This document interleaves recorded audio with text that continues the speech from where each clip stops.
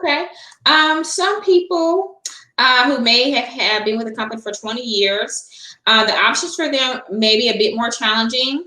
Um, with what recommendation do you have for someone age wise or tenure wise is on the brink of retirement and still needs work? Because if you are, let go right now and you might be 60, it's like, well, you could retire, but you might like not be ready. Or you could, Mm-hmm. if you're like 53 and early retirement was 52. Mm-hmm.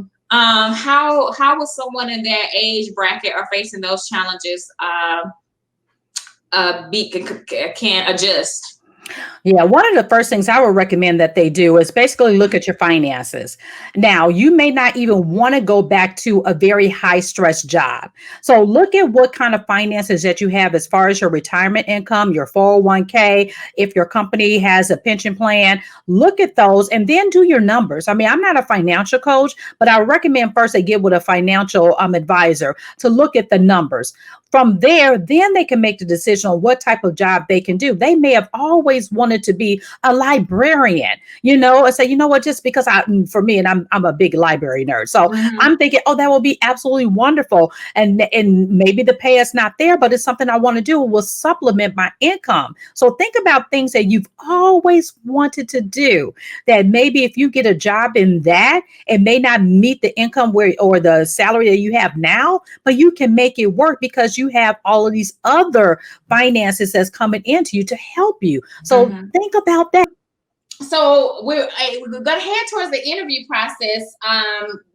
After basically, I'm not gonna say losing your job, but being laid off or in transition or finding a new position. So that could be traumatic.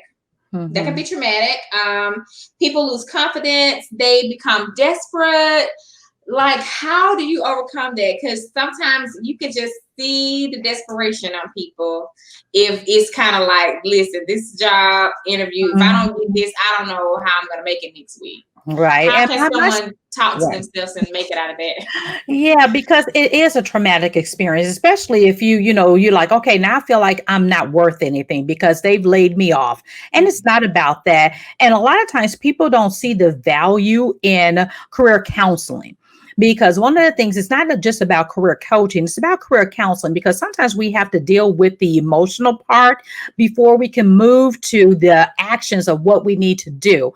And then actually building up that confidence. Case in point, I have a VP that was been demoted down to a director. Very big confidence, buster. So he's just having a tough time accepting that, and just he's like, to be honest, my whole confidence is down for that. But being able to talk to him about his skill set and what he can do and shop himself elsewhere if he decides to leave, that builds the confidence. But you have to Mm-hmm. listen to people from a counseling perspective first, and then being able to coach and then develop the career documents to land the interviews and then coach on how you sell yourself. So it's a big process. And one of the things that I offer, because I do have a background of, being a pastor's wife for so long, is a counseling aspect, being able to really talk to people. And if you don't take the time to do that first, you'll spin your wheels and then you'll land somewhere just to have a job and not really being happy there. And the whole situation perpetuates itself. So Mm-hmm. having to do that, it's not just about seeing a counselor for your mental state, seeing a counselor or going to a hospital for anything else. You need to go to a career counselor who can help you walk through those steps. That's true. That's true. Do Mhm. you find that in counseling, um a lot of people like us that look like us, like Black people, they usually don't, even in the therapy, they Mhm. don't go, we don't go seek therapy. I believe in Mhm. therapy. It's getting better, Yes. in our community. But how is that on a career coaching side? Do you see more African Americans are participating in the more career coaching now, and why is it important for us? No, I don't see as many, and because when I think about the ones who have invested in that with myself, are not really us. I hate to say that because all we look at is a sticker shock. Mhm, They mhm, don't see what the benefits is in it, because it's like, oh, that's a lot of money. Well, it's an investment. It's like you going to a doctor, and we're mhm, going to get you through the emotional part so that you can get the income that will pay you back for the investment. Because a lot of times we're looking at it just about the money, but not what you get out of it.